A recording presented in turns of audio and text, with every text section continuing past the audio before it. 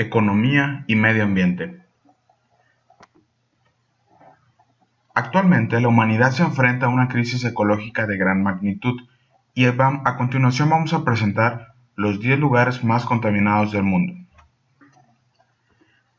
Los problemas, como el agujero en la capa de ozono, el incremento de gases de efecto invernadero, la pérdida de biodiversidad, el agotamiento de recursos tanto renovables como no renovables, la contaminación del suelo y del aire, entre otros, lo denotan. Las emisiones, por ejemplo, se produjeron esencialmente en los países industrializados y sus efectos más severos se perciben y percibirán sobre todo en las zonas más cercanas a los polos. La cantidad de emisiones de gases de efecto invernadero correlaciona en gran medida con el nivel de renta de los países, que no tienen por qué ser los más afectados por los cambios drásticos en el clima. Existe además una lucha por la apropiación de los recursos. Recientes guerras ilustran de forma dramática las consecuencias de la adicción al petróleo del sistema económico actual, pero también el agua dulce es un bien progresivamente más escaso y por tanto cada vez más estratégico. De la misma forma, existe una lucha por la apropiación de las cuotas de pesca a los bosques, las semillas, la biodiversidad en animales y plantas, etc. Sin embargo, parece evidente que la crisis ecológica es consecuencia indisociable, por lo menos hasta el momento, de la dinámica del funcionamiento del sistema económico.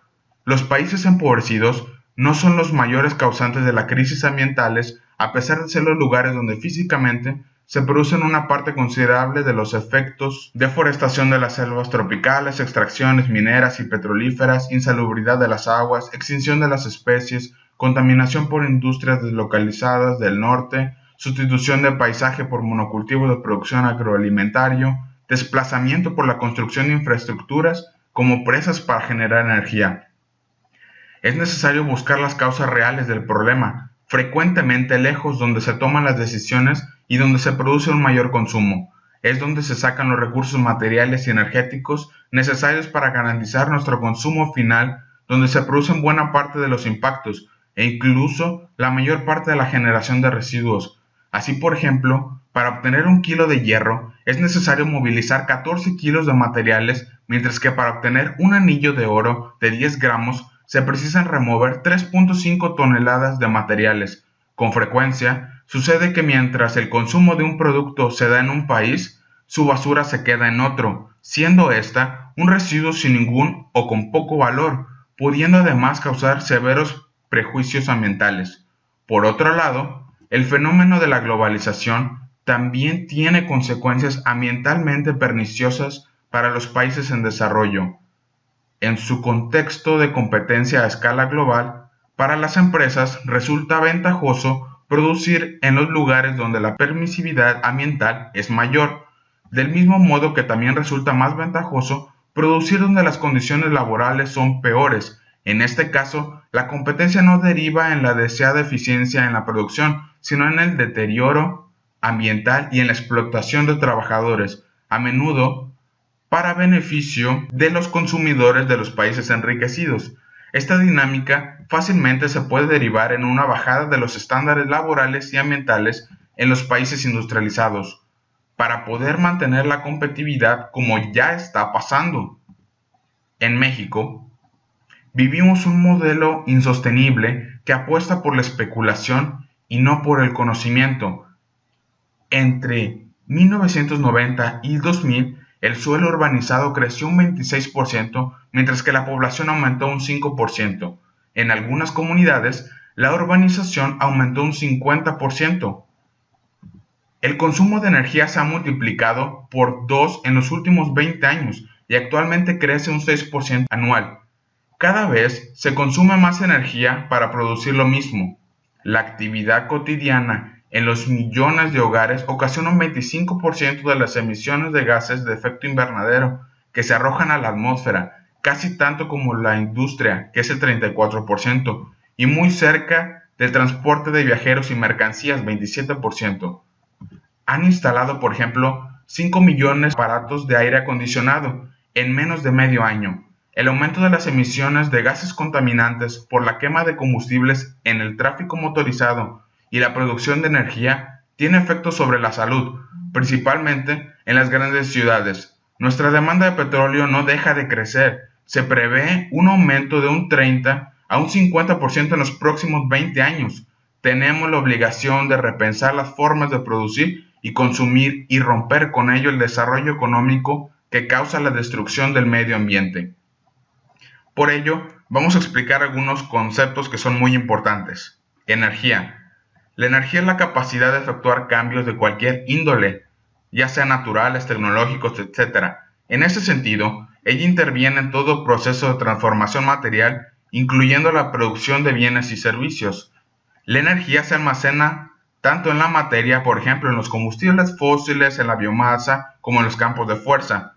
El primer principio o ley de la conservación de la energía estipula que la energía y la materia no se pueden crear ni destruir a lo largo de los diferentes procesos, sino que son transformadas en sus diversas manifestaciones. Ambiente.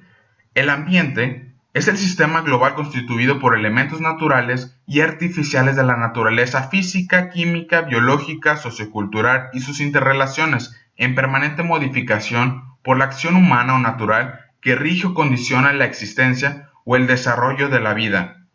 Se conoce como ecosistema también al conjunto formado por todos los factores bióticos de un área y los factores abióticos del medio ambiente.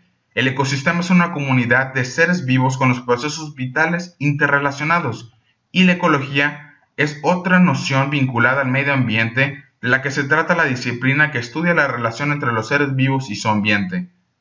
Al hablar del ambiente se hace referencia al todo, el medio físico que permite la existencia de la vida y todas sus relaciones. Desde una perspectiva económica, los entornos naturales tienen 4 funciones. En primer lugar, proveen insumos al sistema productivo. En segundo lugar, actúan como sumidero para los residuos resultantes de las actividades de producción y de consumo. En tercer lugar, constituyen el soporte de la vida. Y por último, suministran servicios de amenidad, esto es, esparcimiento y deleite. Así, por una parte, la disponibilidad de recursos naturales depende del ritmo de utilización y explotación que se haga de los mismos en comparación con sus tasas de regeneramiento natural. Por otra, si la generación y vertimiento de residuos es tal que se altera la capacidad del medio ambiente para asimilarlos, la absorción de residuos se deteriora. Vamos a ver, ¿qué es economía? La economía es el estudio de cómo la gente en cada país o grupos de países utilizan o administran sus recursos limitados con el objeto de producir bienes y servicios y distribuirlos para su consumo entre los miembros de la sociedad de modo que satisfagan sus necesidades. Y es que la economía no se entiende como lo que es, un subsistema dentro del sistema ecológico global, sino como un todo que debe regir el resto de aspectos. En este sentido, los recursos naturales, incluso las personas, no son vistas más que como recursos para incrementar la producción, el consumo y finalmente los beneficios. Parece que hemos pasado de una economía al servicio del bienestar a una lógica en que ciudadanos y medio ambiente deben estar al servicio de la economía. Aquí, como podemos ver, la ciencia es la ciencia que estudia los procesos de producción, el intercambio, el consumo y la distribución de los bienes y servicios. Está basado en un principio fundamental, que es la oferta y demanda. Esta ley es un modelo económico basado para la formación de los precios del mercado de bienes.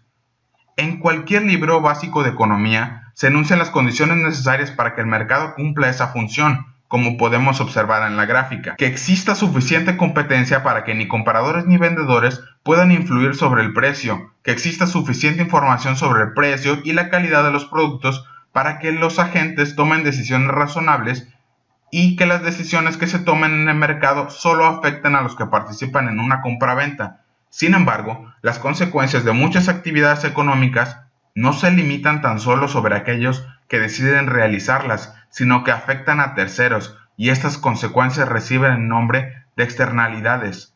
Hablando en términos estrictamente económicos, luchar contra estas es una exigencia esencial para que el mercado asigne de manera eficiente los recursos. Hay que buscar el punto de equilibrio, como observamos, entre el precio y la cantidad. El sistema económico. La teoría económica dominante no considera de manera explícita los recursos naturales y energéticos, porque no ha incorporado en su marco analítico las funciones que estos recursos desempeñan en la estructura y operación del sistema. Es, por tanto, que se considera el proceso económico como un flujo circular, aislado del medio físico, es decir, en el que no hay entradas ni salidas de materia y energía, en el que las empresas y las familias intercambian bienes y servicios, como lo podemos ver, y también apreciamos que es un sistema cerrado.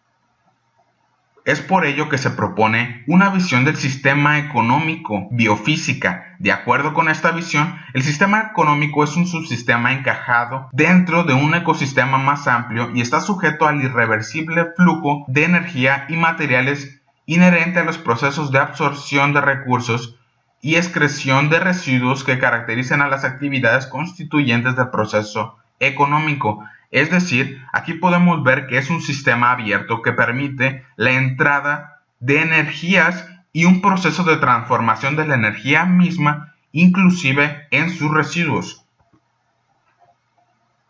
Una sociedad será sostenible solo si lo es en un triple sentido, en el económico, en el social y en el ambiental. Estos tres ejes son indisociables. Hace falta que el sistema cubra las necesidades de las personas, lo que para que sea viable a largo plazo hace falta que se haga explotando los recursos de una forma que no lleve a su agotamiento y que permita además mantener todos los servicios ambientales básicos que proveen los ecosistemas. Esta forma de explotación debe asumir la responsabilidad de las generaciones presentes con las futuras para que tengan el mismo derecho de poder vivir dignamente.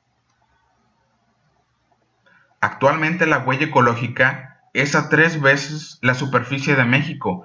Esto quiere decir que estamos consumiendo más de nuestros recursos naturales, por lo tanto no es un sistema sustentable económico y tenemos que asumir una responsabilidad. Y este problema aumenta con el tiempo, ya que por habitante se ha duplicado en estos 40 años. Tener una huella ecológica superior a la superficie real del país es una cantidad de recursos superiores a la cantidad de los que podemos producir. Por la preocupación de la economía, se ha desarrollado la economía ambiental, una división que intenta extender el radio de acción del instrumental teórico al ocuparse del medio ambiente y sus funciones. El crecimiento económico viene acompañado de un crecimiento en consumo de energía, motivo por el cual se hace necesaria una valoración económica ambiental que desarrolle mecanismos, técnicas e instrumentos jurídicos para conseguir un aumento de la eficiencia energética, variando la tendencia actual, abordando de esa manera estos problemas. Economía ecológica es una rama científica que persigue la incorporación de las variables ambientales a los modelos de gestión de recursos económicos. Se trata de una perspectiva, a diferencia de la economía ambiental, con implicaciones no solo a escala económica, sino también en la social, política y ambiental. La economía ecológica es una disciplina que acepta como punto de partida que el sistema económico es un sistema abierto que se interrelaciona con los ecosistemas y con los sistemas sociales, influyéndose mutuamente.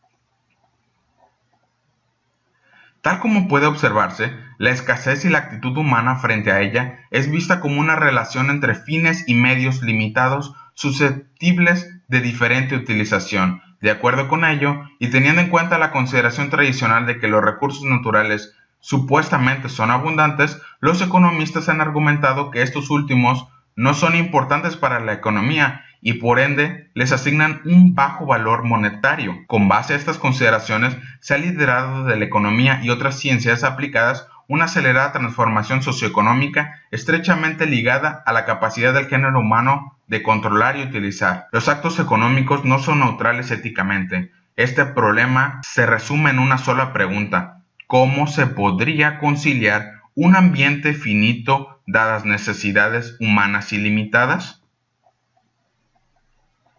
De la pregunta anterior se pueden ampliar los siguientes puntos. El mundo es finito y de él deben proveerse los recursos para satisfacer las necesidades y deseos humanos. La economía es la herramienta que nos provee los medios para lograr el sustento humano. Por lo tanto, dado los recursos disponibles, es necesario validar también los fines. Y de esta perspectiva podemos darnos cuenta que las necesidades humanas no son ilimitadas. El deseo del hombre es lo que hace que sus necesidades sean ilimitadas. Al respecto, para que la economía aborde adecuadamente los problemas energéticos y ambientales, se sugiere adoptar una nueva mirada. Tome en cuenta todas estas cosas. En tal sentido, se hace un llamado de atención de la necesidad de elaborar teorías que sean adecuadas para solucionar los procesos de producción de bienes y servicios. En conclusión, podemos darnos cuenta que debemos elaborar teorías para controlar los inputs, que son los recursos naturales, y los factores productivos, como los outputs, productos y sus desechos, asociados a estos procesos. Es importante tener en cuenta que los precios no son indicadores apropiados del valor de las funciones que desempeñan los ambientes naturales en el proceso económico. Se sugiere complementarlos con cuentas físicas de los recursos naturales y de los impactos que las actividades económicas ejercen sobre el medio ambiente.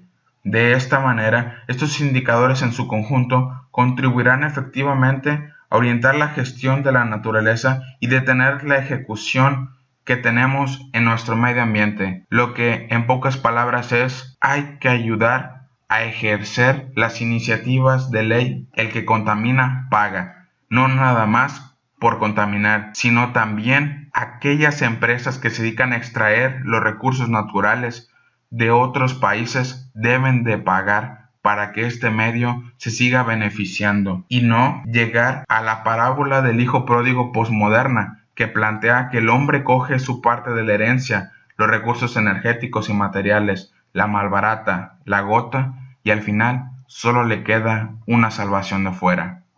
Por lo tanto, si crees que la economía es más importante que el medio ambiente, entonces aguanta la respiración mientras cuentas tu dinero.